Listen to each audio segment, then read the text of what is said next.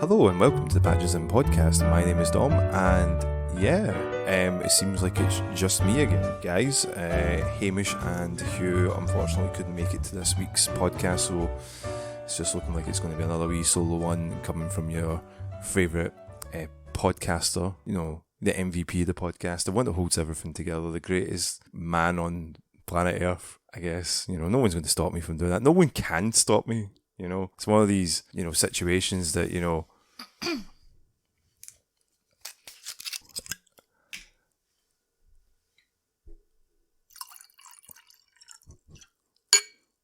What up? well, hello there. Hello. Hello, Angie.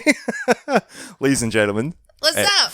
May I reintroduce a special guest for the podcast. She's done the artwork for all the patches in Instagram, Facebook, Twitter, Twitch, and She couldn't stand you being by yourself on a Friday night doing this podcast alone. I see that you brought yourself some wine tonight. Yeah. Yeah. I may have had some. You may have had some, yeah. I noticed that was like there's a.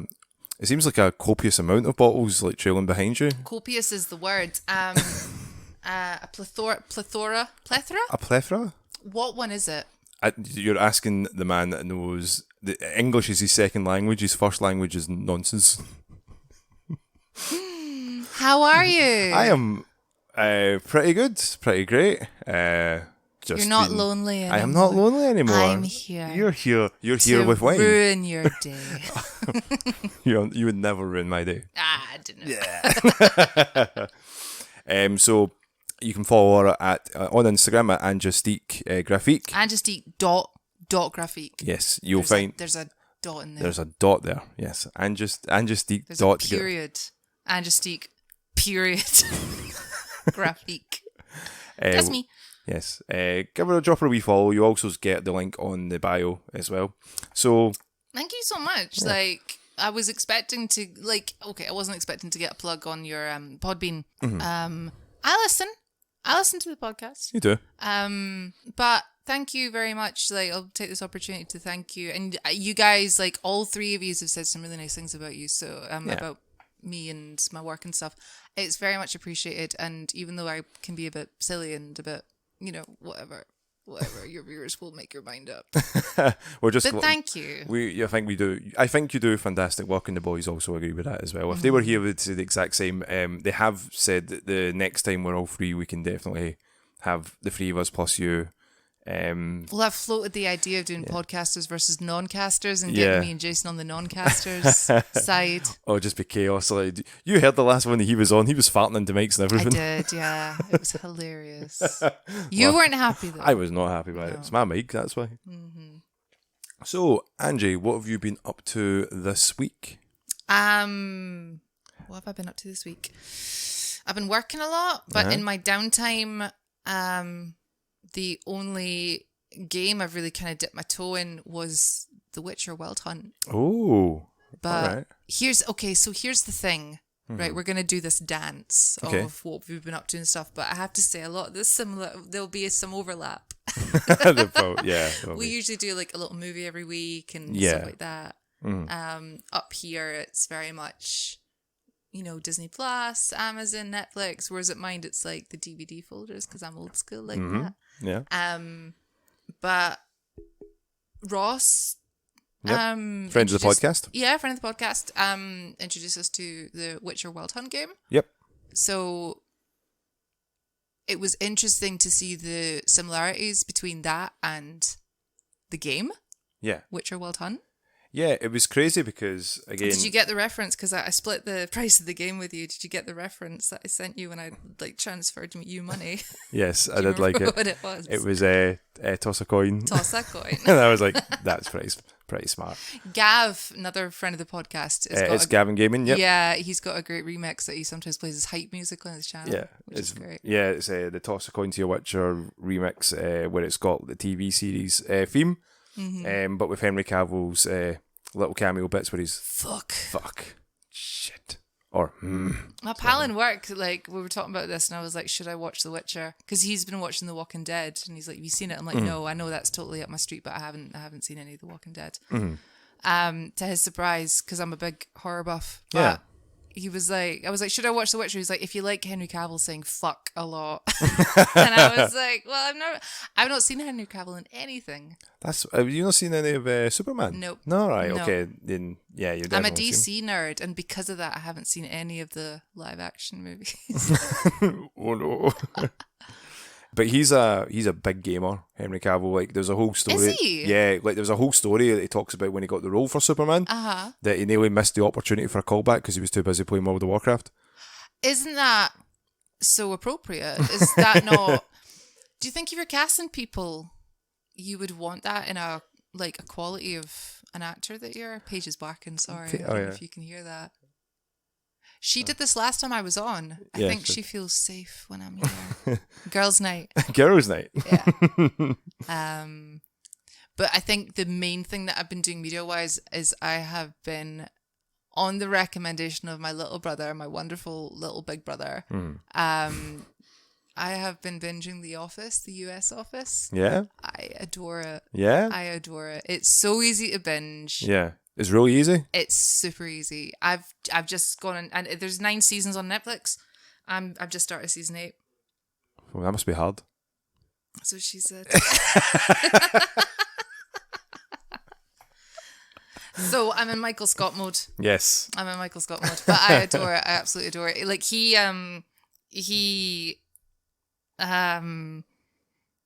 have you ever had somebody who's recommended a show to you in such a way that you can't pass it up? And it's not just, this is so good, this is amazing, like your life will be shit without it.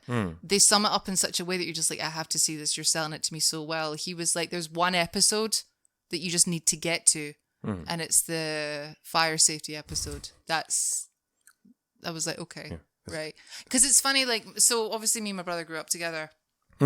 I moved away when I was 18, and we've lived in separate places ever since. But it's so funny, and it's usually at Christmas when we meet up. You know, we see each other not just at Christmas. We see each other like a few times a year and stuff like that. Yeah. But it's funny because I think that's when I noticed it. I was like, it's our TV show parallels have totally aligned separately and completely individually from each other. Yeah, well, the distance now, no through, like, you know, it's not from lack of communication or knowledge for it. It's just that Our you recommend. taste, Yeah, our taste is really similar. Yeah. So I was like, you might like Parks and Rec, and he's like, you might like The Office. We're big Father. The two of us are big Father Ted fans. Yeah. And because I think he was also the one that recommended Auntie Donna. oh my God, he was. Yeah. And it was a similar thing. It wasn't just he recommended it going, oh, this show's amazing. He was like, I cried. And I've never seen my brother cry laugh at anything. I was like, this must be good. So I was like, my brother's recommended this. Dom, I think we should watch it. And we did. And okay, what did you think of Auntie Donna? Oh, I loved it. I did as well. I thought it was... Yeah. And I was like, this feels so familiar. And then I realised that I'd seen Bikey Wars, where they were talking about, I'm a biking man. I'm like, I was like, that's They're where little I seen YouTube it. clips. Yeah. So I was like, oh my God, I have seen them. But I mean, we even said, we'll just watch a couple of episodes, and we ended up watching the whole series. We'll watch the whole thing. Yeah, we binged it in over 2 nights, I think. I thought we did in one day. Because I was like, I want this to last. Yes, a no, little bit you're longer. right. It was 2 days. But yeah, what a show. Because I remember exactly where I was. It was daytime. I remember exactly where I was when I saw Blair Buoyant for the first time. Blair Buoyant. The Clairvoyant.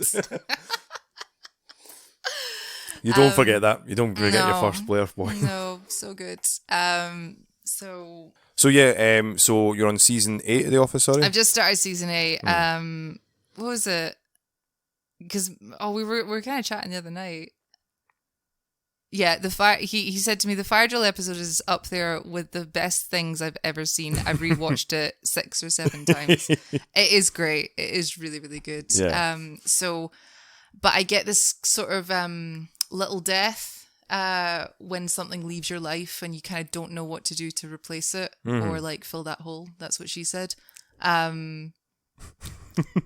And And I think I did this with Breaking Bad years ago. I was really, really close to the end of the whole thing. I think I had just a few more seasons to go. I stopped because I was like, I want to make this really last. Yeah. I don't want it to be over. And I'm feeling that way about The Office now. Obviously, I want to get to the end. However, I know I'm going to be sad when it's over. Yeah. So, but that's been my thing. I know a lot of people have already seen The Office. Like, I couldn't believe how old it was. Like, I'm on season 8, and I think that's set in the year 2011. I can't believe how old it is. Because it feels really fresh watching it from the year, From 2021, Yeah. so it's something that's like over a decade.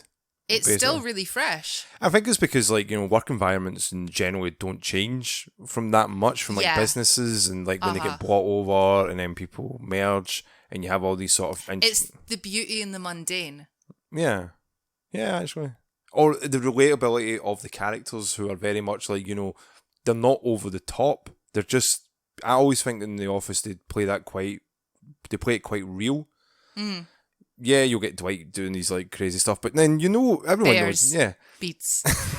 Battlestar Galactica. Michael. Because you've seen the odd episode, haven't you? Yeah, I've watched the odd episode. Just sporadically, I'll just watch anything, but then I don't know there was an overarching story. I'm like, all right, that's happened. There's Steve Carell, and they're all jumping about, and then other people are coming in and out, and I'm like, I guess this is just what it works like. And then you're like, no, there's an actual overarching story in most of the seasons. 10% of it is storyline. The rest, the 90% is Shenanigans. Shenanigans is so the right word to use. I'm gonna be so sad when I finish it. I really am. It's so easy to binge. There's a YouTuber that I've been following for many years, Julian Solomita. He that's his favorite show, and he's like, there's a weird comfort in that. And I was watching a video of his where he's getting tattooed Yeah.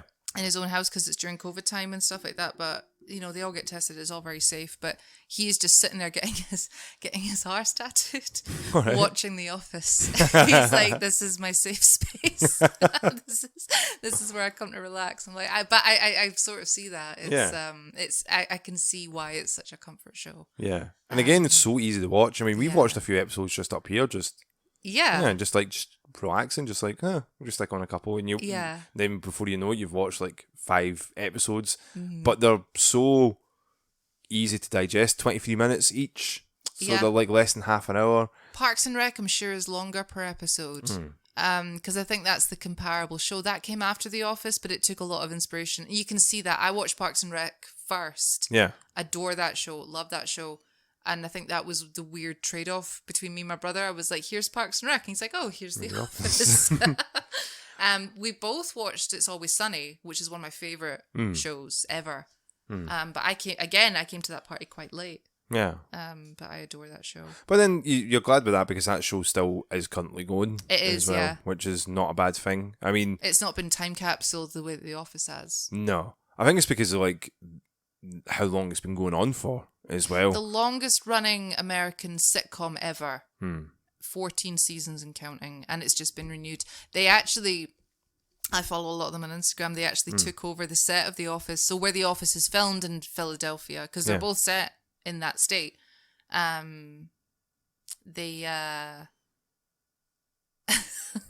it was the cast of Always Sunny coming into where the Dunder Mifflin set is and tweeting, Instagramming Steve Carell and company going, oh, well, yeah, I guess it's happening now.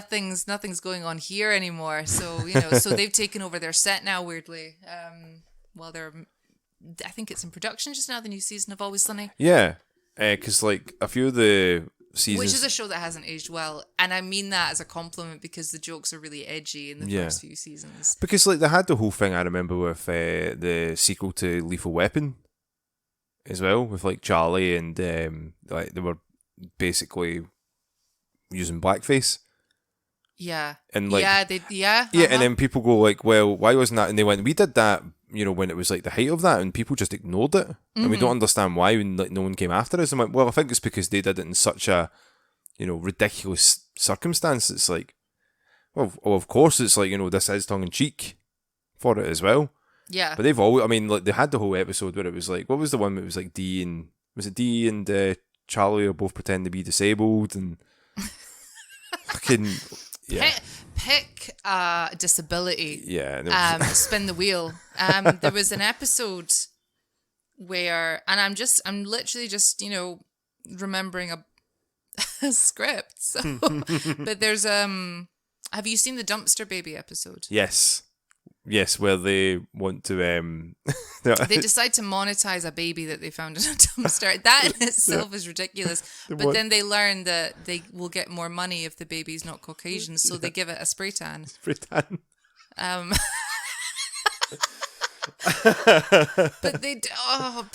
that's the thing. The whole thing with Always Sunny is there's not meant to be a likable character in it. Mm-hmm. You're meant to hate them all. There's no redeemable qualities. No. And that's sort of the weird sadistic charm in it, I suppose. Yeah. But I don't know. They're all just assholes. Yeah, they are. They're supposed to be selfish, entitled assholes. Yeah. From Philadelphia. Yeah. From Philly. Yeah. And Danny DeVito was awesome. Shenanigans. Yeah. He wanted to be pure. We actually said that in the last podcast for Hamish. He wanted to be pure. So, how were you enjoying the Witcher mobile game?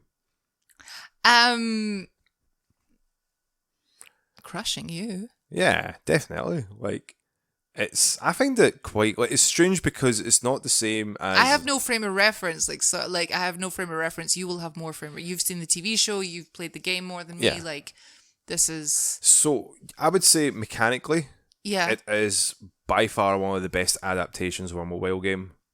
In first person, what you could do.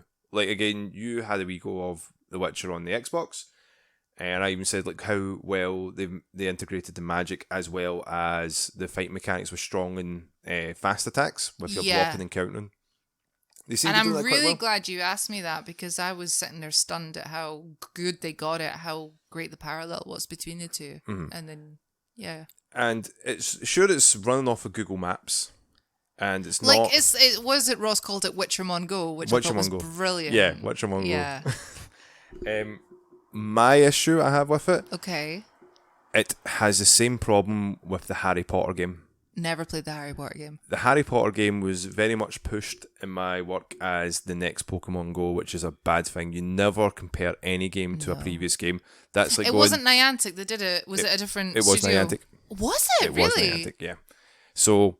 Wow. It was awful, boring. What made it, as someone who has no frame of reference, like, I'm not a huge... Harry Potter? I guess it doesn't matter if I'm a big Harry Potter fan or not. Like, if a game's fun, people are going to play it. Yeah. Especially something that involves, like, open world, running about and doing, whatever. But as someone with no frame of reference, like, what made it crap? What made it good? What made it good? I'll give it, because there's not many positives for it. Okay, this will be quick. The graphics were pretty good in game. The sounds, the music, and the effects were just like Harry Potter. You're expecting, like, the score to be quite orchestral. Everything else, just like the actual art of doing spells. Mm-hmm. Was like a swiping mechanic. Like The Witcher. Yeah, but you had to do it in the exact pattern. If you didn't have enough magic points, your magic spell failed and you would lose, regardless. Okay. And then the same parallel with The Witcher is just the monetization for it. That's where I was like, this is disgusting. Pokemon doesn't have a pay to play. Well, it does, but it's not as obvious as The Witcher. There's more grinding in The Witcher, I think. Yeah, The Witcher is like, here, by the way, you need a steel sword or a silver sword. You need that. You have to pay. You have to go. But then again, like, I've tried to see the quests, and I'm always having difficulty trying to actually do the quests. It's funny. I think we're quite not critical, but I think. You especially, you can see the pitfall in something very quickly, which is not a bad thing. You've been doing this a long time. You've been, you know, how many games have you completed on stream at least, you know? So I think when we talk about stuff like that, we're quite, you know... Oh, you're quite aware of the manipulation. Aware is the correct word. So I think when you asked me, what do you think of this? And I was like, I like it, but I think I'll be bored of it pretty quickly. I don't think I'll keep it for that long. Yeah. She says, like, you know, double the level that you are. But see, the thing is about it, it's what I like about The Witcher, they've nailed a lot of it, like the creatures that are there. Yeah, you've taken the words right in my mouth. The monsters look amazing. Yeah. They look so good. Yeah. Have you stuck any of them in AR yet? I have not, no. Ah, it's good fun. Yeah. I had a succubus in my living room. We had a good time. She had a good time. I had a bad time. I felt like I was losing life. Yeah. Apart from that, anything else that I've been up to this week? I'm gonna. You talk about movies. You could talk about TV shows. I think there's a movie that we watched together, which I'll let you talk about because I can jump in. Well, there was 2 movies we've seen together. Yeah, there'll be overlap. Yeah. I understand that when we're doing this together. I know you weren't expecting me to be here tonight, but here I am. Well, there you are. Keeping you company. Yeah, we're dragging all the bottles through, like all that broken glass that's there. You know. I'm sorry. It's okay. Paige will clean it up, won't you, Paige? Yeah, there she is. Yeah. She's just sweeping up there. Good girl. Yeah, she's so good. She's earning her keep. Keep yelling at her. She needs to get a job. But I get a lot of my media from YouTube. So I don't know if this is going to be a trend-setting moment or if this is just going to be an Angie's on the podcast. So what YouTube videos have I been watching this week? Yeah. There was a video that I saw a link to on somebody's Facebook page. And I listen to a lot of podcasts. You know, anything that I can look away from my phone and still be as engaged as if I was, you know, that suits me because it means I can walk away from my phone and do stuff but still be stimulated with ideas or entertainment or whatever. Is there anyone in particular that you listen to podcast-wise? You're like, do you know what?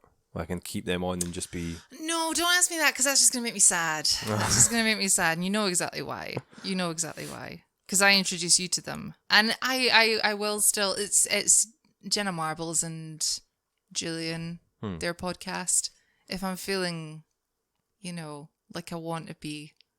If I want to lean into a sad mood, I'll stick on one of their podcasts. So, like, I completely get that because I'm currently re-listening to a lot of Smodcast, the Kevin Smith and Scott Mosier. Yeah. And, like, it's great listening to them just talk about stuff that happened, like, years ago. So this is, like, the time... The problem with that is they get outdated very quickly. So that's what I feel like, because, again, Kevin Smith generally, like, he's very much of I am about me, but he's not really... He tries not to be too self-indulgent, but, you know, every 2 seconds he talks about, I'm the guy that made Clerks. Well, I'm the guy that made Clerks.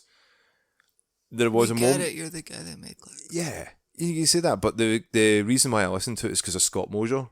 Because, like, he's went on... He still does the Smodco stuff, and he still does the podcast, but he's not in it as much because he's doing a lot of better... He's doing lots more than Kevin Smith's ever done. He's made a movie that nearly grossed $1 billion. Which one was that? He directed The Grinch, the really? Benedict Cumberbatch version. The Illumination Studios, the guys that do Despicable Me and the Minions and stuff. So, out of curiosity, I did watch that movie. They go, Scott Mosier directed this? Really? When I watched it, I was like, okay, it's just a Grinch movie, and the Grinch drinks coffee. I guess they kind of modernised it a little bit. I was like, okay, that actually was not so bad. But that movie nearly made $1 billion off of a budget of 75, which is insane.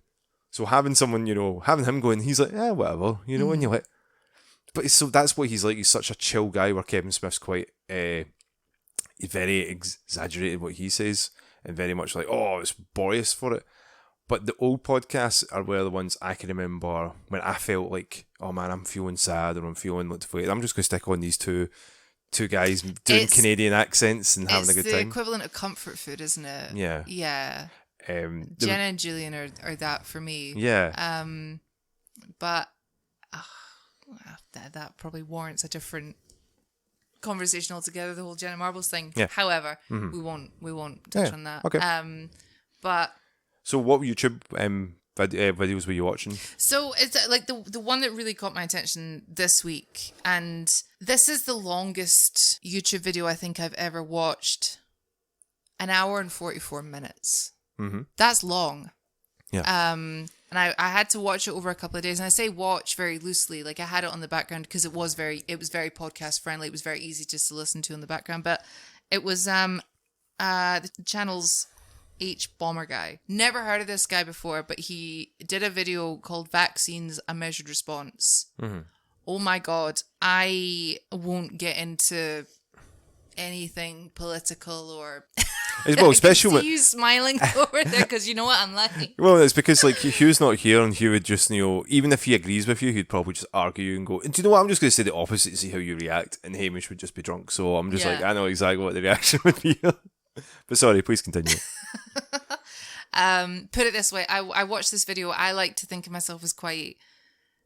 I'm not going to say which way I lean, but okay, it'll come out, I'm sure, in what I'm about to say, but okay, put it this way, I watched this video and I sent it to my mum afterwards. Like, we're quite good at sharing stuff, like podcasts and things like that we both enjoy. She sent me podcasts that I've ended up really liking, and I've done the same, and we have this nice back and forth of things that are inspiring us this week. Like, my mum's a very creative woman.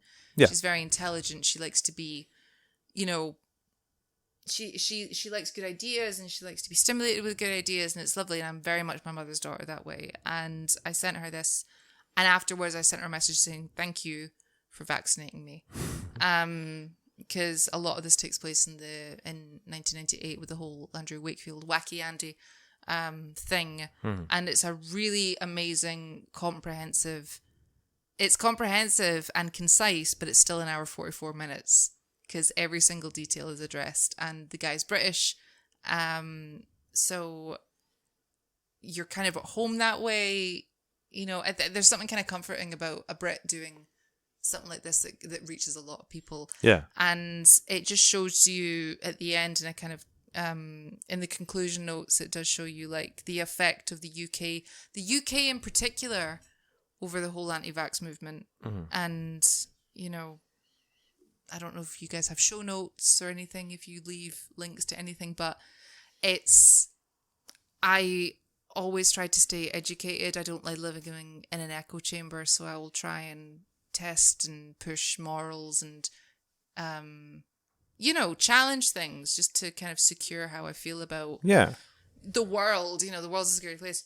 Because like when you don't, if you just have your own opinion, you're in that, again, as you said, that echo chamber where all you're hearing back is everything that you want to hear. Yeah, I don't think an echo chamber is a healthy place to be, which is why I'm not a member of any Reddit communities or anything, because I just don't think, it's like sycophants, people who are just going to tell you what you want to hear, and vice versa. And you can feed into that too. But after watching this video, I've never felt more educated. I really haven't. And you went to uni.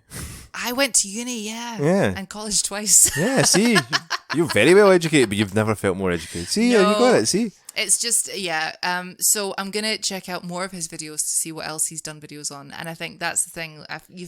There's something nice about finding a YouTuber that gets you excited about what else can this guy do. Yeah, what else have they got? Yeah. Give me more. Give me fucking more of what you got, please and thank you. I'm gonna hit subscribe. Yes. I'm gonna like that video. I'm gonna ring the bell. I never ring the bell. Don't ring the bell. Don't ring the bell. Right? I don't want my phone blown up with. Okay, I'll get to you when I get to you. Alright, okay, fine.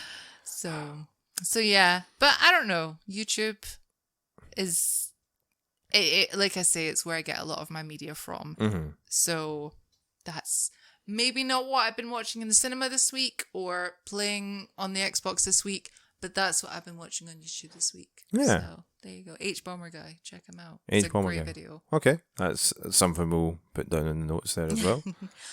What about yourself? What have you been up to this week? I have been up to a lot. I have finished the Spider-Man remaster on PlayStation 5. And conclusion, the guys aren't here to hear this. They aren't here to hear me. Tom Holland face. Okay. I'm just gonna make it very clear before I say what I'm going to say about this game. I have no problem with Tom Holland. I know. I have no issue with the guy. I think he's a good actor. Yeah. I think he's the best Spider-Man that we've had in movies. Yep. Not because he's the best Peter Parker or the best Spider-Man, it's because he just nails both of them so close together. Yeah. Like, Tobey Maguire I always thought was the best Peter Parker. Andrew Garfield I always thought was the best Spider-Man. Yeah. Where they both lacked, in the opposite parts for it. Like, Tobey Maguire wasn't a great Spider-Man, but Andrew Garfield wasn't a great Peter Parker. He was too pretty and too... Whereas Tobey Maguire was quite it's like, who was your James Bond? Like, who was your James Bond growing up? I think it was Pierce Brosnan was mine as well. I think I was in the chat for one of your streams and I was like, who was everybody's Spider-Man? Is that the new benchmark? Yeah. Because mine was Tobey Maguire. And we were talking about this the other day, I think. It was like, we're talking about movies and when they came out, and I was like, I know for a fact that Spider-Man, the first one, was the year I turned 12, because that was the first 12A movie. And because I remember feeling like I had a golden ticket because that was the year I turned 12. So I could go and see this movie legally. And I was like, mate. Yeah, it's a good movie. I like Sam Raimi's trilogies they're great. 3, there was one moment I can remember seeing it in the cinema where Spider-Man stood beside the American flag and it was blowing behind him. And I stood up and booed. Literally stood up and booed and had someone put down. He's like, don't stop making a scene. I'm like, this is fucking bullshit. But good. I was passionate. I was very passionate about it. I was very passionate about the whole. What about that omelette scene in 2 though? Do you remember the omelette scene? The omelette scene? Is it not the cake? Franco and Mary Jane making an they were making together. Oh, that was a good scene. Was that in 2? Yeah. 2 or 3. 2 or 3. Yeah, I remember that. I always thought it was about the cake bit when he was at the cafe. He's like, it's a nice cake. And then it cuts away and you're like, what the fuck?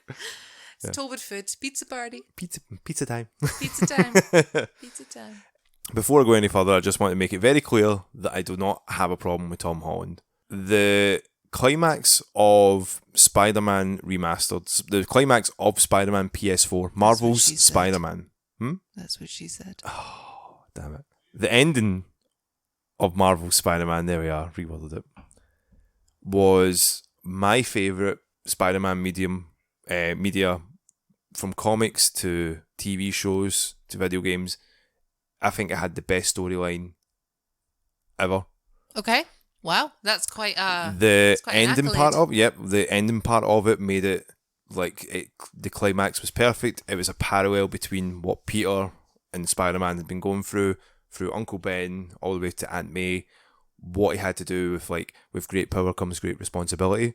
And I remember when I played that on the PlayStation 4, getting really upset by it, sitting by because of what was happening. So you didn't see the stream, did you? No, listen, I saw bits. No. I back shift a lot. So I know you. I know. I missed the odd stream. I'm sorry. So okay. No, it's just I missed the climax. I apologize. That's what she said. For nothing. Yeah. No, I saw bits. Okay. Because I was in the stream going Black Cat. Yeah.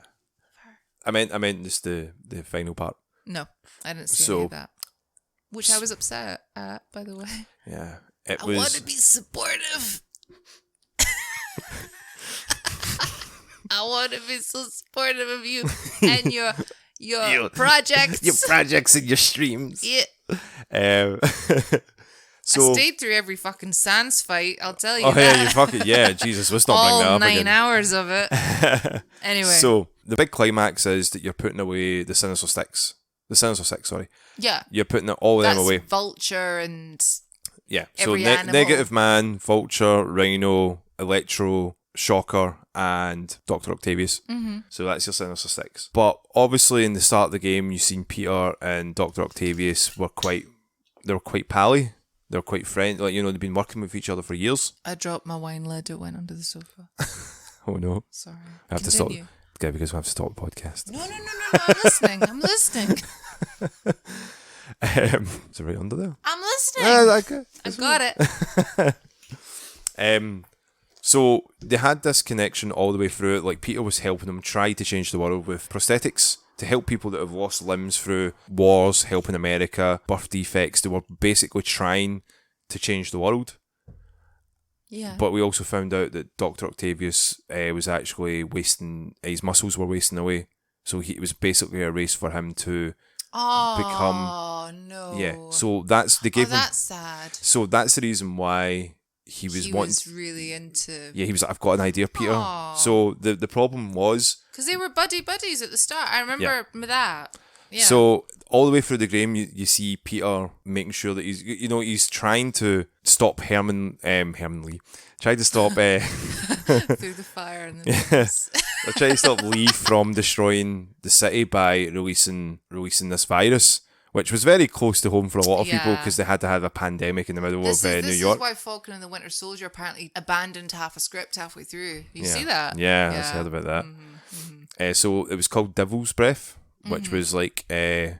so it turns out Devil's Breath was actually supposed to be a cure. Okay. But the way it was manipulated it was like, not helping out what it was supposed to do, because you find out also why Harry Osborn, Peter and Mary Jane's pal, Osborn's son, he says he's away on a trip to Europe, but you find out that he's actually not. He's been dying of this hereditary disease that his mum had. Fucking hell. Yeah, so there's a lot of heavy moments that happen near the end of the game, and you're like, what the fuck? So Devil's Breath was supposed to be an antidote to what Harry's genetics he got from his mum. Mm-hmm. So that's why it was like, this is why it was a dirty secret for the Osborn Corporation. Anyway, so this is a lot going into the climax of the game, so you can understand why why I was really invested into it. And there's a great scene that once you beat Dr. Octavius, it's Peter. He knows Spider-Man is Peter Parker. Pal. Yeah. He's like, hey buddy, I don't want to do this. So because of what happened with the technology with the arms, what it messes... All 8 of them. You catch my drift. What happened was the part... Sorry, I heard a joke this week. You had a joke this week? Sorry, it just reminded me of that. I'm so sorry, because you're having this like really emotionally driven moment, and I'm like, oh, that reminds me of this stupid joke. There's a cat and an octopus in a knife fight, and the octopus has a knife in each arm, and it's like pointing all of them at the cat, and the cat goes, "You're one short." Continue. I'll never get an opportunity like that again. Sorry. Just like, oh yeah, that reminds me of this fucking stupid fucking joke I heard. So anyway. Yeah, he's with Herman Lee. He's with Herman Lee. No, he's with Dr. Octavius. Doc Ock. And the climax part of it is that the process on the back of Doc Ock's brain goes haywire. And that's what causes him to get over emotional, get angry, changing personality. Make him go bananas. Yeah, but it gives him the ability to control the arms. Okay. So Peter knows it's like, this is the only way that's going to stop him. That's the classic comic book trade-off. It's like, with great power comes... Mate. So Peter obviously knows that's his weakness, builds a Spider-Man suit to go against Doc Ock, and hits the disruptor away from him, so he can't use his arms, can't use the mechanical arms. The whole scene there, obviously, as I said, Dr. Do you need to insert spoilers at all? Nah, the game's quite old, so it's okay. So during this moment, you find out that Aunt May, or just before this happens, you find out Aunt May has caught the virus she's dying. She got the vid. Yeah, she got the vid. She got the Devil's Breath. Rona. She got vid, man. So Peter, obviously, with Doc Ock having the cure for it, the only cure for it, Peter's like, I've got to stop him. Yeah. It's like he's the only person that's got this. So there's a scene where he's just beaten him. Obviously, Doc Ock knows that Spider-Man is Peter Parker. Yeah. And he's talking to Peter, and like, come on, it's me. Like, I just need help. You know me, man. Yeah. And the emotion... I wouldn't do this unless I had a good reason, man. the emotion that the actors portray in both parts, Doc Ock and Peter Parker, is astounding. I remember sitting just like, oh my god, this is brilliant. This is like amazing. And then the rest of the cutscene goes on for about 20 minutes, and it's the end part of the game.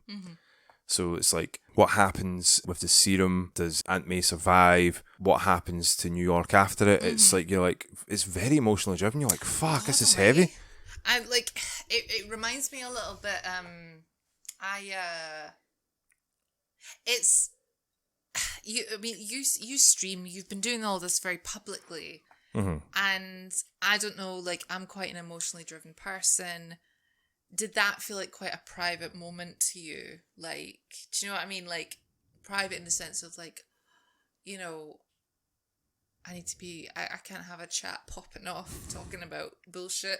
I'm trying to feel, man. I'm trying to feel, you know? So, okay. If this was the original PlayStation 4 Peter Parker face, then I'd wholly agree going, I can't watch this. Oh, Tom Holland face fucking ruined the ending. Did that just... yeah. It wasn't the fact that it was Tom Holland's sucks. face. The emotion that they had for the actor that was doing Peter Parker in the original game was completely taken out, and it looked like the model that they had pulled his face back. Yeah. So all the emotion that the original actor portrayed, it looked like he didn't care. Do you feel happy that you played the game before, right? Yes, I platinumed the game before. Are you not so glad that you had that pre-game insurance there? Yes. Immediately I sent the YouTube link to a few people. Yeah. I sent it to my pal Greenie and Nicola. Shout out to Greenie and Nicola, because I know Greenie got upset that I shouted out to Nicola the last time and not to him. Shout out to Greenie. Here we are. And Nicola. Yeah. That I says, you guys need to just watch this and tell me this is like a different... It's not going to be 60 frames per second. It's not going to be the high res for it, but the emotion that you have for with Peter... what it's worth. Like, this is how it should have been done. And it's so frustrating because, again, that game, as I said, was my favourite. This was my favourite Spider-Man medium. Interpretation of Spider-Man. Yeah. Until Enter the Spider-Verse. Yeah, great movie that you showed me, which I'm so thankful for. That was brilliant. I've not had a...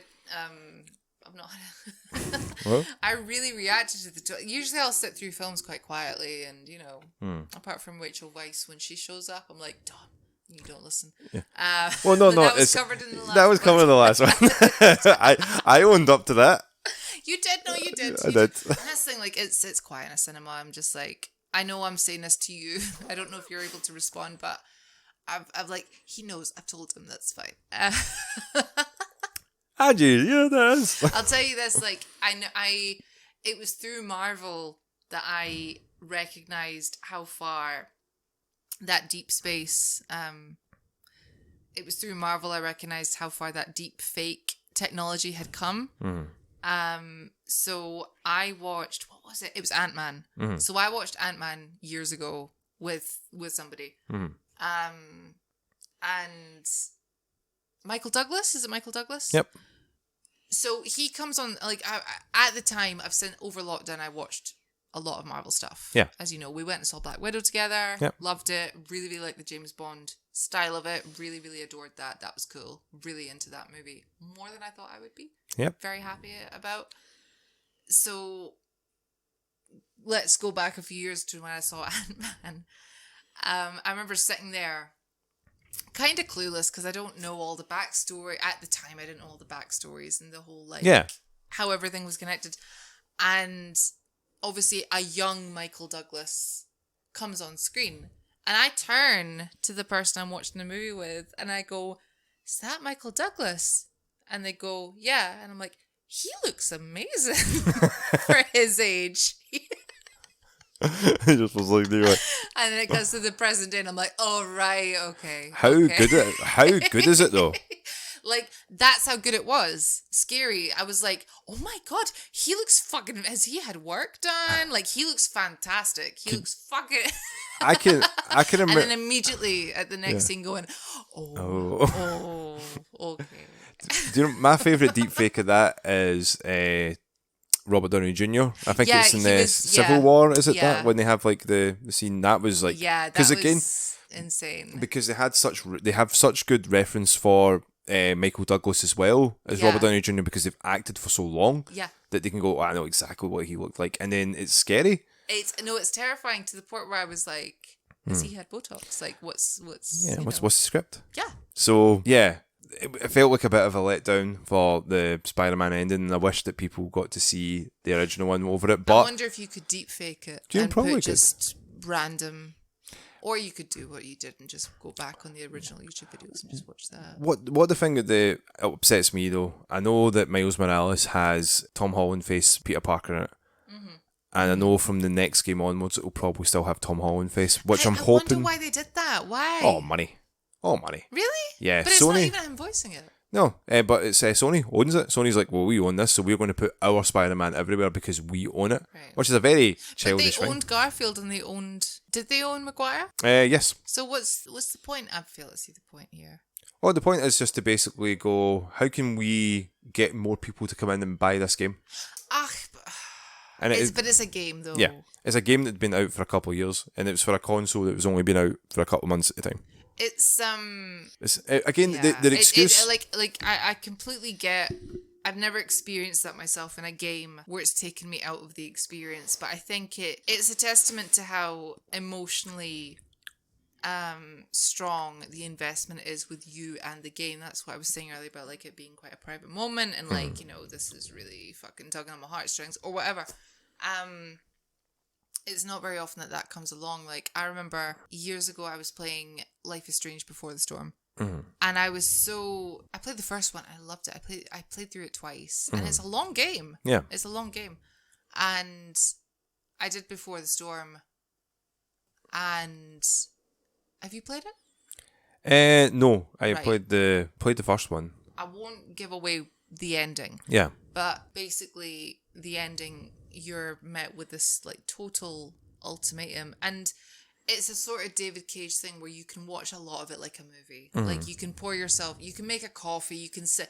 There's a lot of dialogue, basically, is what I'm saying. A lot of talking. You can put the controller away. Running out of batteries, don't care. That's fine. You can sit there. And I remember the kind of ending of Before the Storm. You're met with this total big decision, and I'm sitting there with a controller, you know, dead batteries, cold coffee. Been watching a cutscene for what feels like 10-15 minutes. Yeah. A Metal Gear cutscene. You're met with this, was that? A Metal Gear cutscene.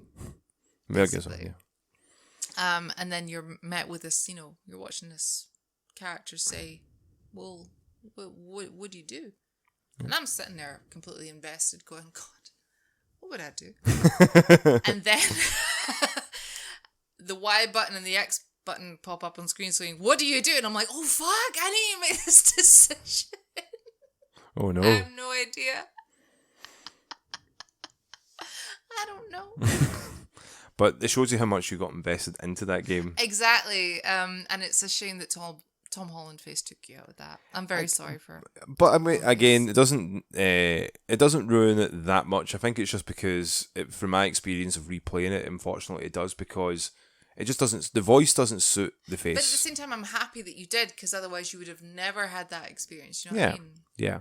I just want other people like to know that I felt the original one was better, and it's not through a biasness of through rose-tinted glasses. The game has only been out for. Well, it was out in 2018. It was the tail end of, I think the PlayStation 4 Pro had came out.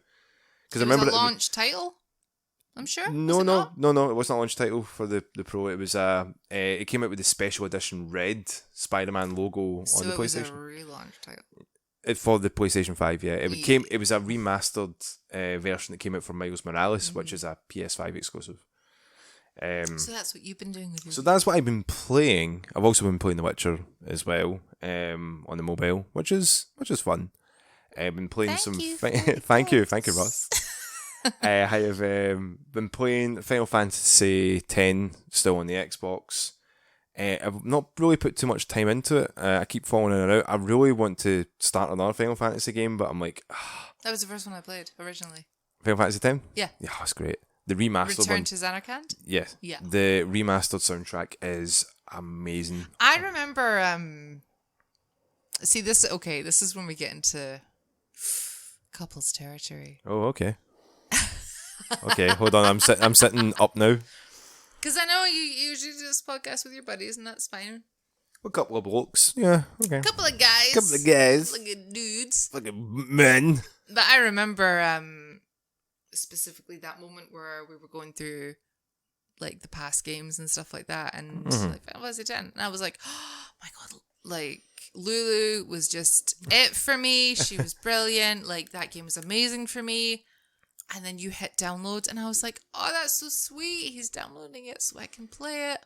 And then I listened to last week's podcast, and I'm like, he's doing this for him. That's fine.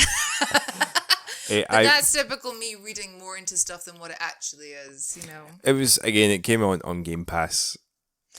Yeah, exactly. Yeah. It was like, you know, I paid for half The Witcher, and I was like, I saw Final Fantasy X. I was like, okay, I could play this. Yeah, well, you could play it. You played it. I mean, which you're allowed to do, still. Yeah. So, I was lied to. I was lied to by someone of this podcast. No, just because I thought you were going to go in a normal direction, but I didn't expect you to be that dramatic there. I didn't expect you to be so dramatic. Yes. What is up? What's up? I was lied to. Do you need more alcohol? Jack Daniels? No, I'm okay. But really? I would like I would like to take this time that I was lied to on this podcast by a certain member of the podcast who turned around and told me that Space Jam New Legacy was a good movie. Now, I think you should out them, and if it was really bad, you should dox them. They know who they are. Oh, if you've listened to the podcast, it was Hamish. Hamish. So the reason, cinema's open back up, and I do like going to the cinema. I enjoy seeing the movies on the big screen. I like the experience. We saw Black Widow. Yeah, we had a lot of fun when we seen that. That was great. Yeah, great experience, great movie, great cast, great soundtrack. Awesome. Now, this feels bizarre because what I'm going to say, I think I was even saying, I was alluding to this when I was just... I don't know what you're ever alluding to until you get there. Yeah. So, when it comes to... I'm clutching it straws here. So, there are... Warner Brothers are a big franchise, huge franchise that has so much content. Yeah, it's got so much content. And it has DC. It has all these things that they could possibly use. It has Space Jam. Because Looney Tunes, they have that. Yeah. They also have a movie, a little movie that came out as well. I don't know if you've heard of it. It's called The Suicide Squad. Oh, yeah. Okay. Suicide Squad, the original one they did, was dog shit. Can confirm you're speaking to the right person. The best thing about that movie is when it ended. Was the soundtrack. Yeah, but the soundtrack was all spaced off in the first 10 minutes. But okay, I'm on your side. Yeah, but the soundtrack was the best thing about that movie. Yes, I agree.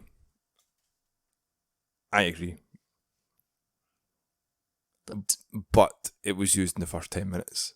The soundtrack, which was infuriating. Doesn't matter. Best thing. But yeah, I see your point. So, wait. Dom. Did you see the Suicide Squad? I seen the Suicide Squad. Oh!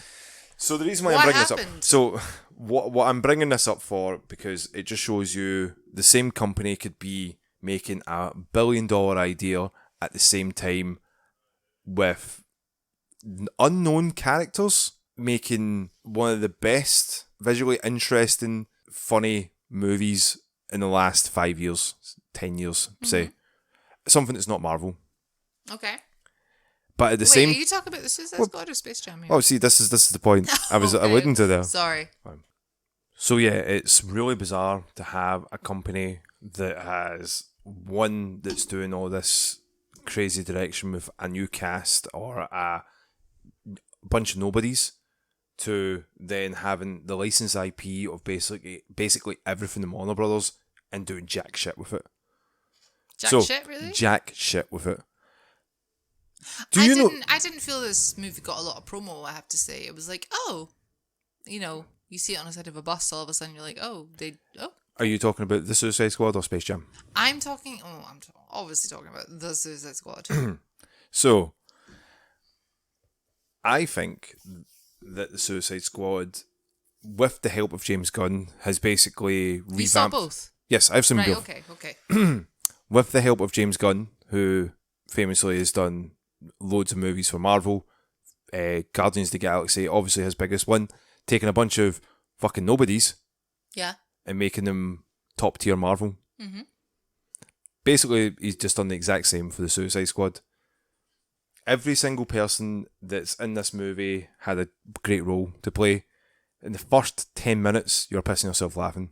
Mm-hmm. Had style. Mm-hmm. Had one of the greatest intros that I've seen in a movie. Wow. Okay. Comedic timing, serious moments, great music because it's James Gunn. Mm-hmm. Anything he does with that is always great. And yeah, a bunch of characters that you're just like, Suicide Squad, obviously what's going to happen in this movie? Oh, a bunch of them die. What? Yeah, a Suicide Squad movie? A movie about people that are like, put in weird situations that they're part of a squad, they're going to just get sent to die.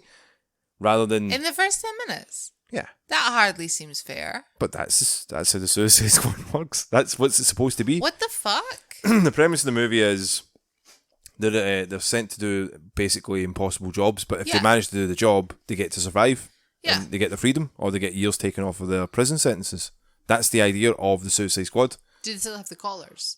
No, they don't have the Scottish. Usually injections to put in the back of their neck, and then that's what blows up their head. I like interjection here, but I remember watching Suicide Squad, like the first one, and getting so upset with that movie that I had to watch Assault on Arkham immediately afterwards. And I was like, that's a better representation. So, I feel. Have you seen Assault on Arkham? Is that the one with the owls? It's the animated one. With the owl not the House of Owls. What are they called? I don't. No, I don't think it's the same one. It's so like Joker's in a cell, and there's a moment between him and Harley, and no, I don't think I've seen that one. Okay, that's what we're doing after this podcast. We're watching this. It's like 45 minutes. It's but it's good though. It's good.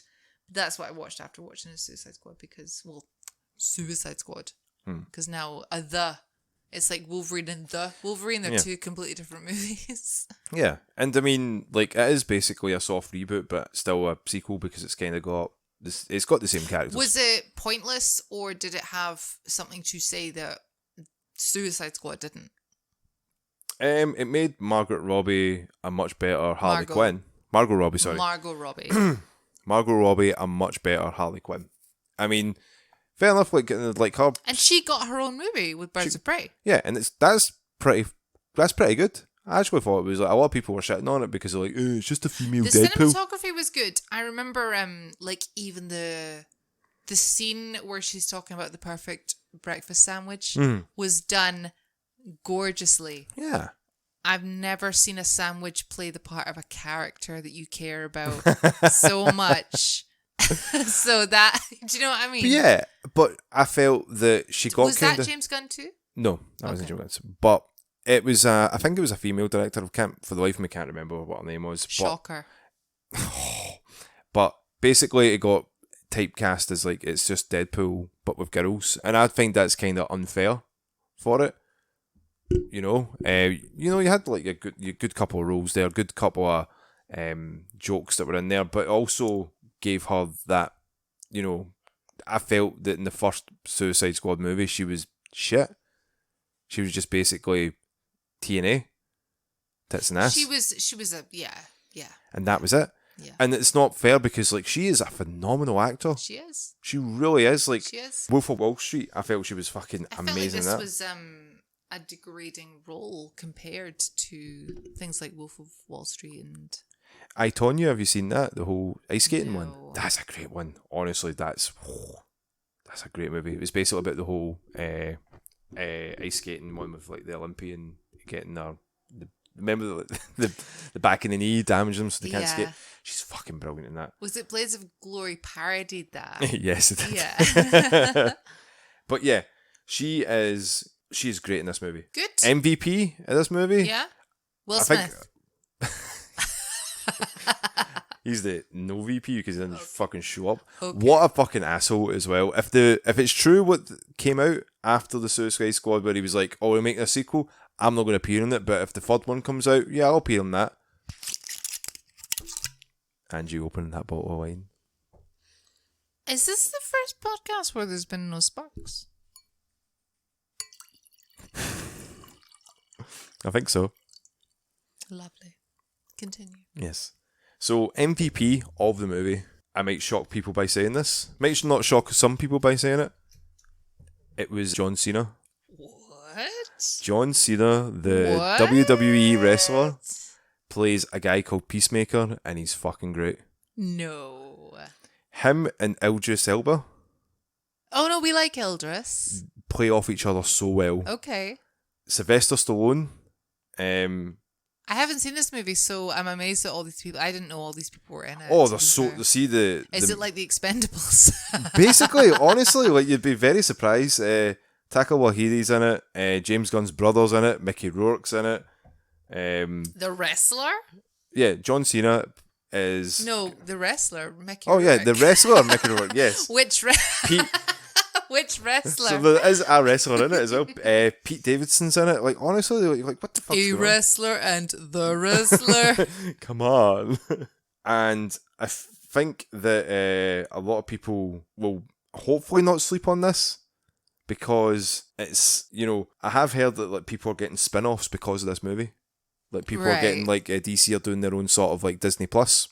Oh, like Loki and Yeah. stuff like that. Okay. And I can completely see why, because they play Okay. off each other so well. I think James Gunn either knew his cast really well or he got lucky. And I don't think James Gunn got lucky. James Gunn, I think, is... Yeah, I agree with the former. I agree with you. Yeah. He has that lightning in a bottle. I think he sees the potential in having these characters that should be nobodies. People go...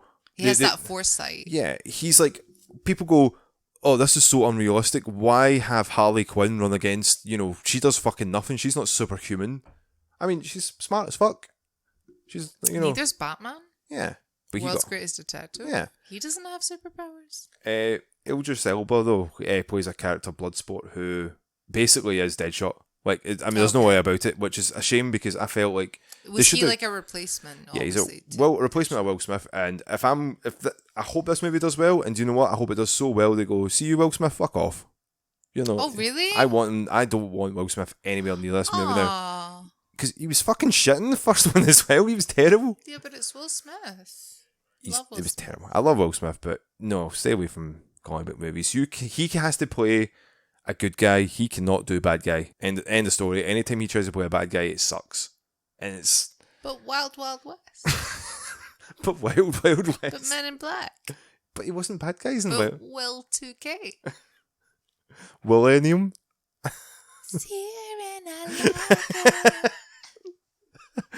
Ha ha. Say what? Ha ha. Oh, what? Ha ha. See? But on the other side of the coin, Ha ha. Space Jam: A New Legacy. Okay, You're making that face. So I went to see both these movies by myself because I like going to the cinema just to sit and watch movies.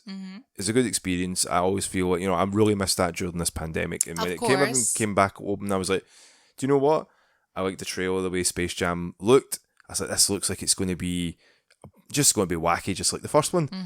I can remember Hamish saying, oh, that looks shit, I'm not excited for it at all. He went and seen it, and he was like, no, this is good. This is really good. Okay. In the first 10 minutes of this movie, I was like, oh no.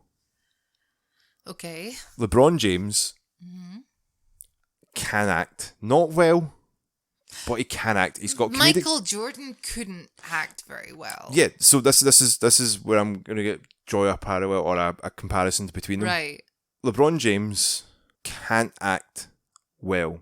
Michael Jordan can't act well. Michael Jordan was basically playing a blank character, and every man, what's going on here?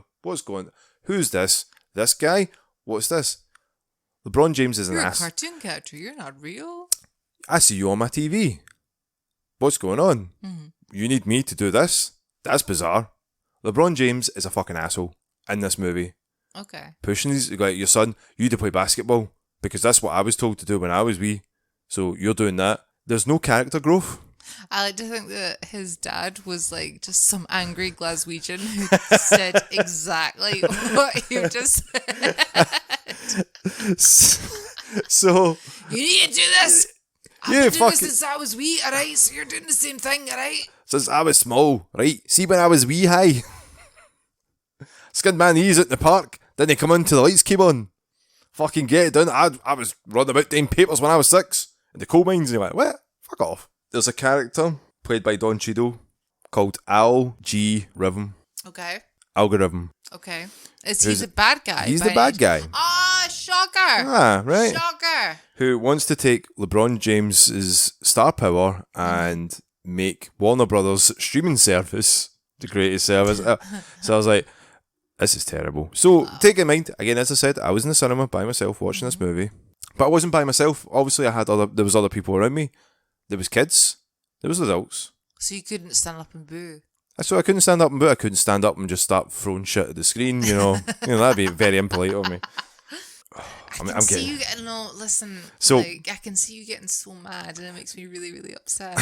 So, the reason why I'm getting a bit angry about this is because the potential was there for what they could have done. This movie has been in production for so long that the final script that they had for this makes no sense. When they were talking about like all the movies and stuff that they had for Warner Brothers, Space Jam showed up. And I was like, wait, so Space Jam doesn't exist before? Okay, so this is a soft reboot. Okay, no problem. And they get they've retconned Space Jam. Yeah, they've done that. But then in the movie they make a sort of cutaway joke. Hamish mentioned it before. It was basically the fourth wall. Yeah, well, also, an NBA you need to rally a basketball. Yeah, where have I heard that before? Yeah. So they made that joke, and I was like, oh, so they've made reference to it. So it did exist. Yeah, but that can be for the. That can be for the. I'm not trying to defend it, but that can be for the fans. Yeah. Okay. Okay. I'll give them that. The same people that saw Toy Story were the same people seen Toy Story 4. Do you know what I mean? Yeah. Like, so that's like, so yeah, I gave that one a pass. I gave that a wee bit of a pass. You get so a pass. I give it a pass. So the whole concept is Al G. Rhythm came in and said, hey guys, from Toontown, they go, hey guys, you guys are better off in other places because Toontown sucks ass. And Bugs is left by himself. So when LeBron comes in, he's like, hey man, I'm trying to make a basketball team because my son made a game and now I've got to play the game to get him back. And Bugs is like, okay, let's get some basketball team. There's one part that I'd liked where he was, LeBron's like, okay, we're going to get we'll get Superman from DC and we'll get Iron Giant in defense, and finally he can meet his hero. And I was like, Iron Giant. Oh, that's cute. I was like, oh, because of the reference, Superman. I was like, okay. It's a niche, like according to a lot of, it's a good movie. Internet. No, listen, it is. I'm not denying that. According to a lot of internet polls, it was an underrated movie. Mm-hmm. So, okay. Okay. But that's sad. Yeah. Okay. Yeah. I get that reference. Yeah. So, this is where it started losing me. They go to DC World to go and get Superman, and they end up meeting Daffy Duck and Porky Pig. And they go, okay, we'll recruit them. Please tell me they also meet Pepe Le Pew. Nope. Pepe's not in this. What? Nope. No Pepe. But he's the best. He's not. He's no longer the best. He's not allowed to be in the movie. Why? He's got to be 6 feet away from all. Why? He's got to be 6 feet away from all basketballs. Why? So. Viva LeBron. Oh, Pepe Le Pew's the best. Yeah, no, Wallachoo is the best. He's my favorite. Who's your favorite Looney Tunes character? Who's my favorite? Yeah, mine's Wiley. And Sylvester. I'm a villains girl. I do like Sylvester. I do like Speedy Gonzales. Oh yeah, he's good. I do like Bugs, and I do like Yosemite Sam. Do you know one of my favorite scenes of Space Jam, the original, was when you look at the sub bench where they're all injured. Who's got the iron lung again? Somebody has an iron lung. Was it Elmer Fudd? I was like, it's bizarre. It's so, and Wiley just has a little sign that says "Yikes." Yeah. But that was because there was no. I don't know. Even as a kid, I found that funny. Yeah. Because it was like the funeral march song playing over the top. Yeah, it was like those extremes. But that's, see, when you're a kid, like those extremes, like, super good and super, shit. That's part of it. Okay. Yeah.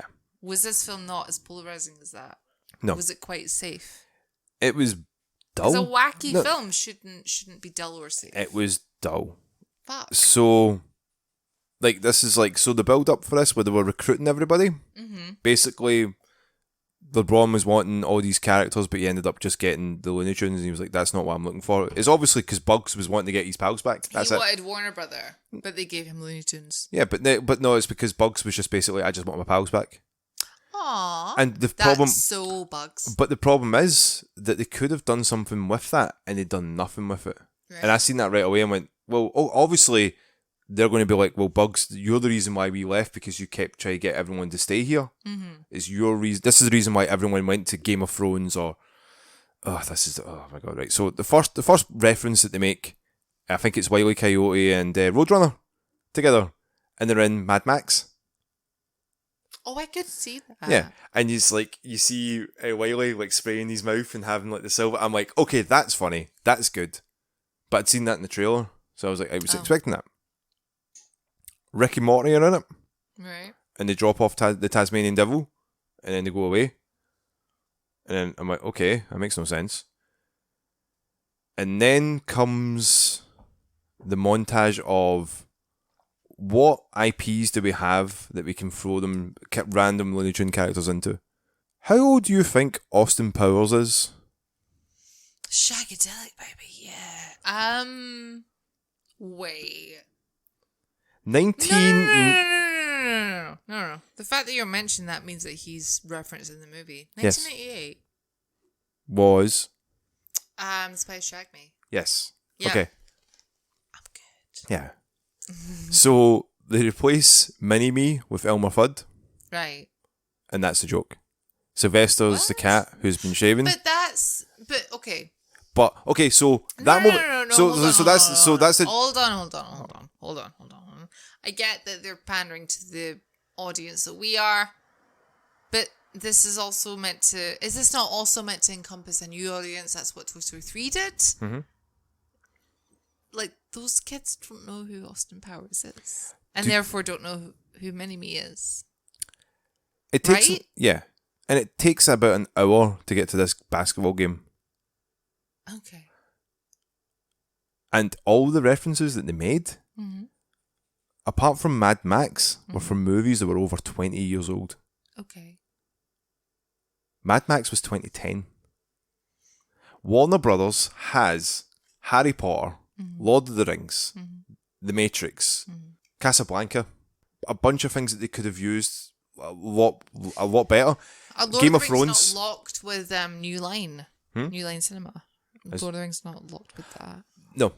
Okay. It's because I think they bought the rights from Tolkien like years ago, like decades ago, for Peter Jackson to do it. But the point is for that they had all this content and they could have done so much with Harry Potter, especially. They had one bit of it where it was just LeBron going, "Oh, we go Harry Potter world." It cuts to him wearing a robe, going, "Oh, do you know why they haven't done that?" Is it because of JK? Yeah, that's totally why. But then that's totally why. But that's the offer, not the fucking story. Oh my god. Anyway. No, because this movie's clearly pandering to like the modern audience that have grown up in the modern world and like, you know, come from like, what was it, 1997 Space Jam was released? 96, 97? I'm going to guess. Oh, Google it for me. 97. 97? Yeah. Final offer? 97. Come on, Slam. And welcome to... The Jam. Oh, it keeps coming up with Space Jam. 96. Oh, fuck! Okay, I was a year off. Yeah. Sue me. It was a year off. It was released in 97 in the UK, so well, I can give you that. No, I'll give you that. I'll give you that. Absolutely, give me that. I will give you that. So I'm in the UK. That's when I would have seen it. Yeah. So anyway, 97. So all this potential that they had for a whole hour, they kind of wasted it. Do you know the worst thing about it though was none of the jokes landed. Right. I was in a cinema with a bunch of kids and a bunch of adults, and I could not hear anyone laugh. Okay. Who laughs in the cinema? I laugh. Okay. I laugh. I know you laugh. And the thing that was more frustrating is it just felt like they were just throwing things at the wall hoping something would stick. Right. And you know what? they deserve all the shit ratings they get, because this movie was rotten. I'm not defending this movie. I think I'm just what I'm defending. I will completely admit I'm defending the legacy of Space Jam. UK release 97. That's what I'm defending. I'm not defending anything that comes after that. I'm just glad that Pepe Le Pew, man, he was great. He was great, and I can't believe he's not in it. And they got rid of Lola's tits. Well, see, the whole thing with Lola as well. They replaced Lola's. Lola doesn't actually do anything. Lola has no relationship with Bugs. She was an integral part of the original movie because she kind of bonds the team together. Yeah, she's a good basketball player. Yeah. She's a great basketball player. Yeah, she's the best. Basketball player. That's what makes her great. And looks can be deceiving. She may be pretty to all these guys, but my God, she can fucking kick your ass at the game. That's why they wanted to recruit her. She can dunk. But I think they kind of forgot that. They went, no, people are over-sexualising her. Let's not do that. And it's like, well, see you doing that, you've kind of made it worse. That was a bit of a Twitter. Like, I'm not on Twitter anymore ever since 2020, the dumpster fire that was 2020. But I remember some people saying on Twitter that why can a woman be athletic and not feminine? And that was a big argument that I was seeing. It's like, she's hyper. She is, let's be honest, she was hyper feminine in the first movie. Yeah. That's great. Whatever. Like, whatever you want to do with that, you do with that. But to take that away and detract from her character, it's like, why can't a woman be hyper feminine? Like, what is it you say? Like, what is it you said earlier? No. TNA. Yeah. TNA and athletic. And it's like the media or whoever is going, no, you can have one and one only. Yeah. That is not fair. I don't think. I don't think that's fair. No. Do you? No, of course not. Why would how can you just be like, I don't agree with that, therefore I'm just going to make noise until it gets taken away because I feel insecure about an animated character who's made of pixels or cartoon. Yeah. That's it. What she's not allowed to have those qualities because you feel like she's getting over-sexualized. It's a goddamn cartoon. Who cares? It's not real. Yeah. That's where the problem lies a lot with that sort of aspect of Lola. But I have to say, I think there is a representation with cartoons. Like, cartoons are a representation of what's going on in real life. Put it like an example, Tom and Jerry in the 60s. Smoking was cool back then. So they smoked and now they can, and now there's... Yeah, Jerry can't pay for his nicotine stuff now. He can't, no, and there's been this mad reduction, and now, he has to look elsewhere to fund that, which is so sad. Yeah. However, it's this whole... I get people move with the times. I understand that. But some things do stick. And I think choosing one or the other, it doesn't need to be that way. No. Especially when the world is so pro-choice with everything these days. I would say, like, if you're going to see any movie at the cinema currently at the moment, just go and see Suicide Squad or Free Guy or anything else. Black Widow. Black Widow. Black Widow's great. I loved that. That was great. I enjoyed that way more than I thought I would. Yeah, it was a great movie. It was. Yeah, I think Space Jam had no idea what it wanted to be. Okay. Suicide Squad knew exactly what they wanted to be, so go and see that, Black Widow, or just anything else. So Angie, do you want to jump into some news with me today? It'll be some quick news. It won't be a lot because not a lot has really happened apart from...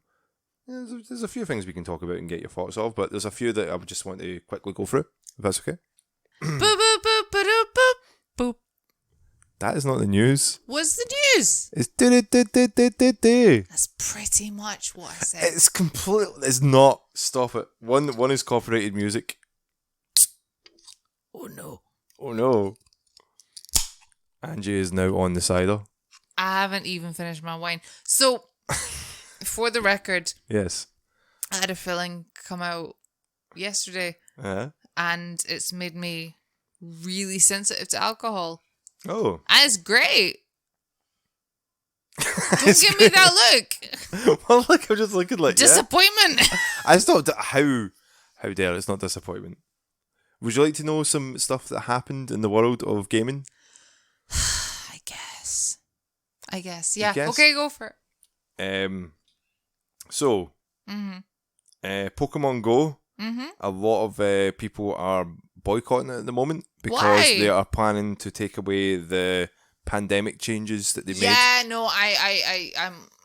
God, I am exposing myself, but I'm on a Reddit group where that has been really highlighted the past few days. What is your take on it? Keep the changes that they've made. Do you think it's fair to keep it in countries that don't have these restrictions any longer, like i.e. like ourselves? Or... But it's affecting the world.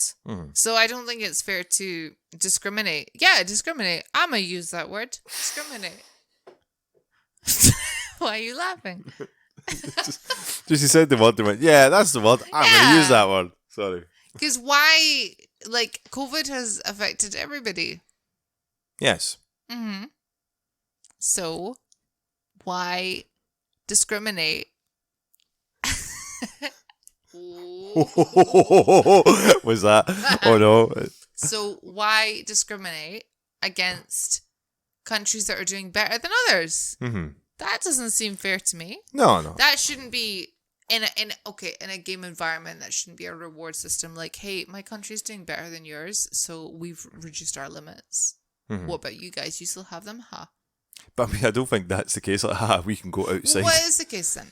Well, I think it's more that people are still not feeling comfortable enough to go out to do to do the walks and stuff. Or, I mean, as selfish as this sounds, that they've become accustomed to where their stops are now. They've got used to where they might not need to walk as far, or there's places that they could go to get those stops. But that's the thing. I think if people don't feel safe enough, then as a game that they've been playing that has accommodated that, they should continue to accommodate that.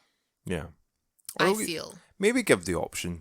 Because... No, I don't think, because people will just take if they feel accommodated or not, they will still take the option to have further radiuses for things like Pokestops or gyms or whatever. Because it's about the bonuses and that as well. That's the fact that a lot of people are angry at, because it was, you were making more...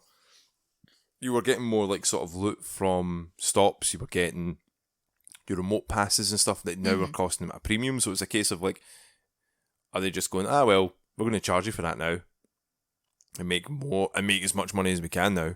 I mean, they are a business at the end of the day. Yeah, but they have a fan base at the end of the day that need to keep happy too. Yeah. And it's it's bizarre. It's I'm not too sure. How do you feel about it? It doesn't really affect me, I would say. I do enjoy playing Pokemon Go, but the problem is that I go on it and off it like every so often. I don't like religiously play it. I used to be, like when it first came out, I loved it, then I dropped off it, and then when I discovered a few people in my job started playing it. I played it. I was like, oh my god, let's start playing it again. Do you remember when we first met and we both figured out that we played Pokemon Go? Yeah. Remember that moment? Because I was like, what gym are you in? And I was like, Valor. And I was like, that's the correct answer. And I was like, yeah, that's true. And I can remember Greenie switching teams. I can't believe he switched teams for his fiance now, but still. Because that's the whole bros before hoes thing. Yeah. It's like, oh, come on. Yeah. It's your boy. He was that was funny. But again, I kind of dropped in and out of it. I used it a lot when I was in Japan. I really enjoyed using it when I was just I think it was more just to capture stops and Mentos and stuff. It was like, when you grab stuff like that, that stays on your account. So you'd be like, I remember when I hit the Tokyo stop there, the Pokemon store itself and the Pokemon Cafe. It was like, people can't be like, oh, prove that you were there at that time and went, hey, I've got a Pokemon stop to tell us. I was fucking What there. do we have in Glasgow? Tokyo Toys. Tokyo Toys in the blue police box. Yeah. But yeah, again, it's rightly criticised for some aspects of it, but to be fair, it's the crowds that are suffering, the ones with these restrictions that are just going to take away without any hint of like help. That's where it's going to be having a lot of an effect. So I do hope like they have a wee bit of a workaround from it. Go on Niantic, look at the Reddit, Yeah. listen to your fans. The next bit of news I've got here as well, that there was a live stream brought up for an update for Resident Evil Village. Village? And it's DLC that's confirmed that it's in production by popular demand. It's probably going to focus on Dimitrescu. She is a fan favourite, as everyone, you know. There's two reasons why. There's two reasons why. Two big reasons why. Equal sized reasons why. Equally balanced.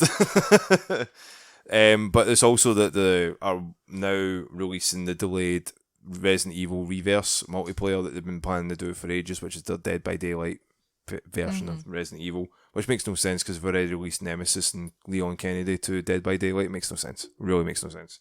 Nintendo is killing off Dr. Mario World after 2 years. So this is a big one. This is the reason why I brought this in. It's more because Nintendo have been becoming a bit more selfish with their mobile games. They are being very kid-friendly towards monetization, which I'm not a fan of. And the reasons why I'm not happy at this is because they are just now shutting down these services. So if you put a lot of money into this and they turn around and go, oh, by the way, we're not going to play this game anymore, we're not going to fund it, the game gets taken away, you can't play it anymore. Basically, what stops it from doing it from any other of these free play games? They're just going to stop working. And then you've spent all this money on the game and you've got nothing to show for it. So, but isn't that the point of games coming to mobile? Is the whole pay to play thing? They're supposed to be free to play, I would say. Like, you're supposed to have like these sort of ones. But they have the option to pay to play. They have, yeah. But the problem is that you don't get to keep the game. You just rent the game. Compare that to Xbox Pass. Xbox Game Pass, so you can get a discounted... You're renting those games, essentially. Yeah, we found that out very recently, actually. Yeah, well, we were trying to... You thought The Witcher 3 was part of your library, but it had been taken off Game Pass. Yeah, because I thought it was part of Gold. That was the reason why. Because if you have a Gold account and you download any of the Gold games you put up, you get to keep that game regardless for it, as long as your Gold account is active. But that wasn't the case. That was not the case, no. Xbox Game Pass, but then they have the right to turn around and do that at any time. They can say that to you, by the way, these games are coming off. I did that for The Witcher. Mm-hmm. I downloaded it and I'm sure it's just came off of Game Pass and not noticed. Okay. And it's not from a case like, you know, if I was playing that, I mean, you know, because the discount you got for it was probably a special discount you got because I've got Game Pass. Because beforehand, I think it was a case of you would probably need to pay £12 But it was still like... It had a shelf life. It expired in so many days. Yes, but then the thing is, they gave you an option to buy it. That's where it's. That's where the difference is. We just so happened to buy it in that time frame. Yeah, but you still have the option to buy it and keep it. Where this game is a case of it's gone. Okay. That's where the worry is. It's like you spent all this money. How do you distinguish an Xbox Game Pass sale from a regular sale? Just from discounts, I guess. Like if it comes out, like I bought Tony Hawk's 1 and 2 when it first came out, right away. Mm-hmm. That was £50, right. Like it was, and you got the first and second game remastered. If I had bought it on Game Pass, by the time it came out on Game Pass, it had been about a year and a bit. Mm-hmm. So the price had went down, and then when I bought it would probably give me an extra £5 off. So it'd be about £15-20. Okay. That's how it generally works on that sort of system. So when you go on the Game Pass, it's not unless it's Microsoft Direct saying this is exclusive to Game Pass day one. Gears 5 did that. The new Halo Infinite will be doing that. They'll come exclusively for Game Pass. Because it's like, oh, you've paid for a subscription, you get this brand new game for free. Mm-hmm. If you want to keep it, you'll have to buy it. Yeah. And again, a lot of people, you know, they can kick and, you know, make a big fuss about it. But if you really like a game and you want to support the company, you probably buy it. You probably would. Here we go. Hugh's going to love this. Hi, Hugh. So, news for Hugh. Manchester United will be renamed Manchester UFC from Football Manager 2022 from onwards because of a trademark thing. This just goes to show that Man U are the worst club in the Premier League. Absolutely terrible club. So yeah, copyright issues with Manchester United because they want to make as much money as they can. Tom. Yes. Tom. Yes. How did Hugh's brother make it in here? He came through that big hole in the wall that you made, see when you first came into the podcast. Why? I don't know why he did it. Like, he's just like moved his way out where all the glass bottles, empty bottles that you've left behind as well. But remember, Paige has brushed it all up. That makes sense. Yeah. But he'll be leaving now, watch him. Like, there he goes, he goes off in his jetpack. How'd you get one of them? Hey there, blimpy boy, flying through the sky so fancy free. So that's all the news that I've really got. Nothing about Blizzard or Activision? Well, we could talk about that. On you go. Do it. Do it. Do it. Do it. Do it. Do it. It's because it's because it's an ongoing thing as well, and a couple of the statements are pretty dark as well. So the whole thing, the state of California have actually put a lawsuit against Activision Blizzard due to discrimination and harassment against women in the workplace. 2,000 people have came up to sign a petition just to say that it was like a boys' club. It's a very 2,000 people or 2,000 women? 2,000 people. I've said it's a very like the demand. Like, it's like it's a very toxic environment. There's like all these things that have came out, what they were publicly saying. They've got evidence. It's like a bro culture. They say a lot of the guys that are higher up there are just sitting playing they're playing Call of Duty, not doing work and giving it to like underpaid staff, harassing women.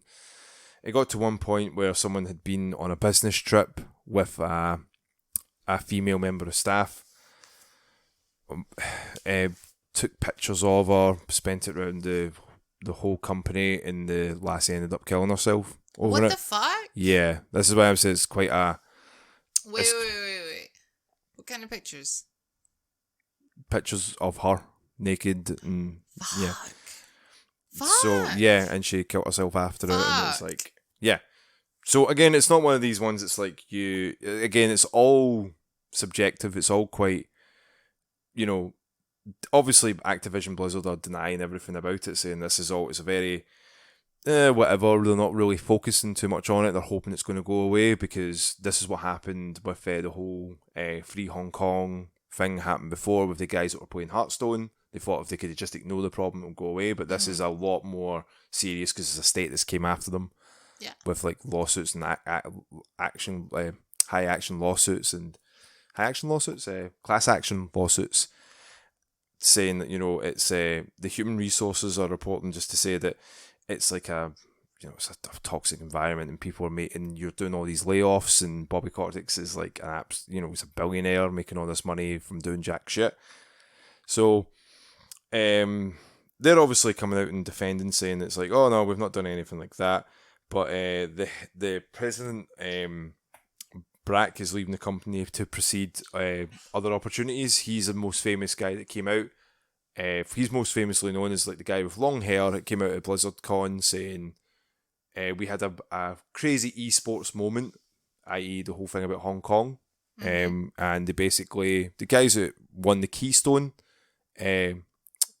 event, they basically said free Hong Kong from the Chinese regime. Yeah. They got banned from Keystone. Yeah. Hearthstone. They got their money taken away for their winnings, and they were basically, found out where they were, and the Chinese government wanted to know who they were. Blizzard didn't do anything about it. They sort of sat in their hands, and their company and everyone were very much like, hey, you're not going to do anything against this. This is against like freedom of speech. You're you're American. You're supposed to be like, we're not doing anything like that. Tencent owns us, so we're going to sit in our hands and not really say anything about this. So so he came out on the stage and went, we had a tough esports moment, and for that we apologise. We didn't do it in the right way.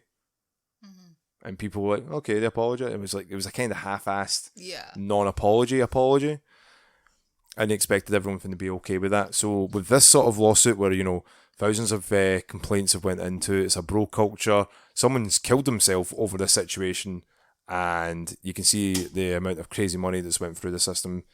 Yeah, California hopefully can maybe do something about it, but it's a developing story, but it's a very, very tough read. Let us know if any developments come through on the next podcast. We will indeed, definitely. Again, Activision Blizzard are just evil sometimes, and again, it's when you have someone stepping down from a big role like that, they're not stepping down because they want to. There's something that's there, and does Pat Justin stand with Hong Kong?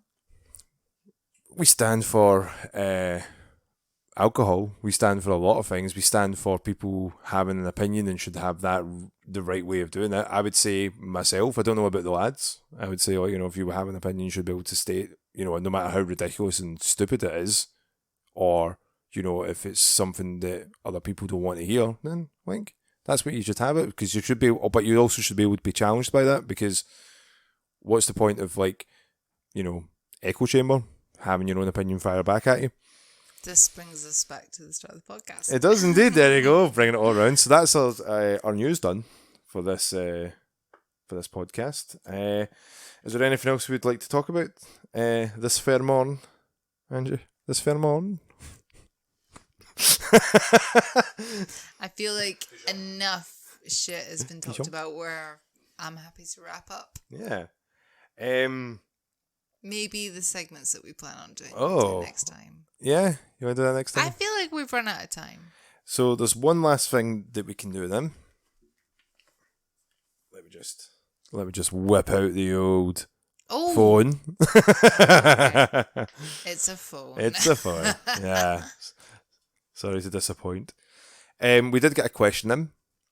Ooh. It is from our second biggest fan, Mabel. Hi, Mabel. So her question is, it's quite a long one. I haven't had she said to say, I get a head start on this, but I decided not to read it to get a bit of a heads up for it. Okay. So Mabel, this is us just coming, ad-libbed as well. So her question is, as we live in an era where technology and consoles can only advance, do you think we had survived in eras, say, the 1800s where we'd had no video games? What would you have done to keep yourself entertained? I.e., if you didn't have video games or any sort of form of media, how would you keep yourself entertained? Angie, do you know how you would? Did you ever play Pooh Sticks? Pooh Sticks? Yeah. No. So, you would stand on the side of a bridge with a friend, and you each had a stick, and you would drop it into the river below you, and then you would run to the other side of the bridge, and whoever's stick came first won. That was Pooh Sticks. I have never heard it called Pooh Sticks. I thought it was I think it was A.A. Milne, the Winnie the Pooh writer, that coined the phrase. I believe. I may be wrong. But okay. That's what I that was one of the things that we did growing up. I think going back to a simpler time and playing games from a simpler time. I would think. That's what I would have done. Yeah, I'd think I'd just. Chess. Yeah. Checkers. Mahjong. With the pigeons. Pigeon? I would also think I would be more inclined to be playing music a lot more. Having something like that, You would. Jesus. You're so fucking talented. Oh, stop. Well, okay. What did you play in the playground when you didn't have access to video games on your lunch break? Football. Yeah. Love playing football. Tunnel Tag? Tunnel Tag, yep. British Bulldogs? Yep, British Bulldogs. Russian Bulldogs? Russian. Spanish Bulldogs? We played Braveheart. What was Braveheart? Braveheart was an amazing game. So I remember in primary school. Every school had their own variation, so I'm genuinely intrigued. Okay, so our one was at my primary school. It was sort of a steep part of a hill. Wasn't ridiculously steep. but you could hide and get some, like, cover. And what you would do is, like, okay, you guys are the English, we're the Scots. Racist. So the Scots would run behind the hill. The Scots would run behind the hill, and the aim of the game was to tackle as many English foes as we could. And all it was is that you just ran over the top of the hill and you just shouted freedom. So you shout freedom and you try to chase them and take them and try to run down. And what would happen is if any of the English that got tackled, they would have to join the Scots until there was like the last one person remaining. And then they would be the King of Scotland, and they got to choose who got to be the next helpers of Scotland, and they would just do that. So that's what we called freedom. Okay. I remember that. That was so much. It was so stupid. Because again, because it escalated and people wanted to fight with each other, and you're like, no, it's supposed to be, it's supposed to be a laugh. It's like, freedom, but we tig, and then it became tackling, and then it became, like, oh, right, beat up the English because we hate the English. You're like, okay, right, no, that's a bit too far for a Catholic primary school. We're not doing that. Oh God, yeah, you went to a Catholic one of those. Yes, I did. One of those. How rude. What about yourself? Is there any other like kids games that you remember playing apart from Pooh Sticks? Oh, we had British Bulldogs. Mm-hmm. Did you play that? I played that, yeah. Yeah. Did you play bumper cars? No. Where you basically cross your arms? We had Russian Bulldogs. What was Russian Bulldogs? So British Bulldogs was when you had to take somebody. Mm-hmm. Like, and you had to run from one side of the playing field to the other and not get caught. Yeah. But if you were tagged, you were on the side that you were originally running from. Yeah. But it had to be like a tag, like I hit you or I touched you or whatever. But Russian Bulldogs was like, you had to like trip them up. Oh. So it was like a more intense version. Right, okay. I was like, what makes it Russian? Like, okay, this that makes it Russian. We were 10. We're having fun. 10. Like, happy to say I haven't played since. But yeah, I miss those days. Yeah. So, Angie, what have you got planned for the next couple of weeks? Have you got anything exciting? Have you got anything that you're looking forward to? Not really. No? No. Getting my tooth fixed. Yeah. Because that has made me very drunk tonight. Yeah. Although, to be fair, I'm a bottle of wine deep. Yeah. And I've just started a cider, and I ain't planning on stopping, so... Oh, no. Hi, Hamish. I am channeling you. What about you, Dom? Is there anything that you're looking forward to this week? There's a few things I'm looking forward to. New releases, obviously. Ryan Reynolds' new movie, Free Guys, coming out. I'm going to go and see that, hopefully, in the cinema this week. There's not much otherwise that could be talked about right now. I don't think. Maybe there might be a little video coming out in the next couple of weeks. But again, I'll have to wait and see what the idea, if the idea is going to float about with it. With the boys. Obviously, we're going to be streaming. Well, I know I'll be streaming. What will you be streaming? So it's up to the lovely folks on our Instagram page at PatchesIn official. You'll see there'll be a wee poll if anyone wants to see me continue playing Spider-Man Remastered to do all the DLC that I never got to do the first time around. There's one there, or I'll play a brand new game, which I won't let anyone know until the time will come. But if I'm going to play Spider-Man, if I'm going to be playing more Spider-Man, I'll just be like, okay, I'll play it after that. And it'll be a series of games as well. Kind of in the same vein as Spider-Man, but a bit darker. So we'll see what happens. So that's... looking forward to that, I'm sure. Yeah, I think it'll be great. I think it'll be a lot of fun. Hey, no one can stop me saying that. A lot of fun. So that wraps up this episode of the Patches In podcast. That's a goodbye from Angie. Bye, guys. And that's a goodbye from me, Dom. Enjoy the rest of your day, guys. Or evening.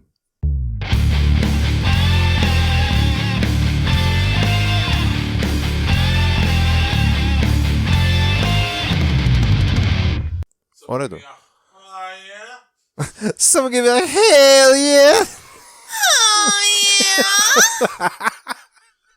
Dun dun dun dun dun! You always wanted to do that, didn't you?